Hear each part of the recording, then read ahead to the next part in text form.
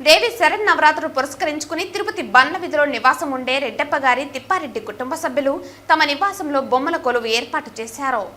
ఈ బొమ్మల కొలువులో 9 మెట్లు ఏర్పాటు చేసి శ్రీ విష్ణుమూర్తి యొక్క దశావతారాలను, అష్టలక్ష్ములు, కృష్ణలీలలు, త్రిమూర్తులు, శ్రీరామ కుటుంబం, శివ కుటుంబం, కృష్ణ బృందావనం, కుచేల స్నేహం, రామాయణ ఘట్టాలన్నింటినీ ఈ బొమ్మల కొలువులో ఉంచారు.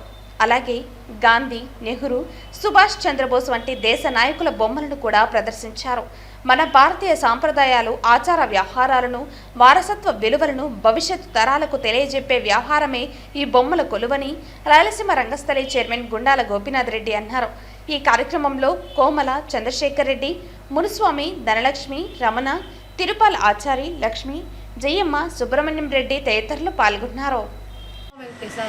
మేము ఈ దేవి నవరాత్రి కొలువులు ఒక 60 సంవత్సరాల నుంచి పెట్టుకొని వస్తున్నాం. మా నాన్న, మా అమ్మ మాకు సాంప్రదాయంగా పెట్టుకుని అలవాటు చేయించారు. దాన్ని మర్చిపోకుండా మేము చేసుకున్నాం. దేవి నవరాత్రులు చేసుకుంటే అందరికీ ఆడవాళ్ళకి శుభం కలుగుతుందని చెప్పి ఈ కొలువుని చేసుకుంటాం. దాన్ని మర్చిపోకుండా మేము ఇప్పుడు ప్రతి సంవత్సరం మా అమ్మ నాయన పెట్టినప్పటి నుంచి మేము అదే అలవాటుగా పెట్టుకొని చేపిస్తున్నాం. ప్రతి సాయంత్రంగా అందరూ వచ్చి తాంబూలం ఇస్తాము, అందరికి వచ్చి ప్రసాదం చేసి ఇస్తాము. భక్తులంతా వచ్చి దీన్ని చూస్తారు. ఇప్పుడు కూడా అందరూ వచ్చి ఉదయదశం వరకు ఉంటుంది. అందరూ వచ్చి చూడవలసిందిగా కోరుకుంటున్నాం.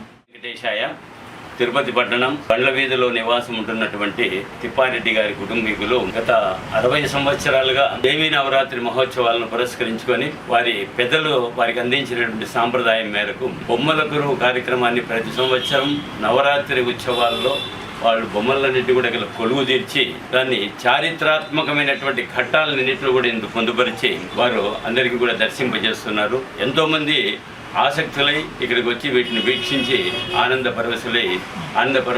పారవస్యాన్ని చెందుతున్నారు.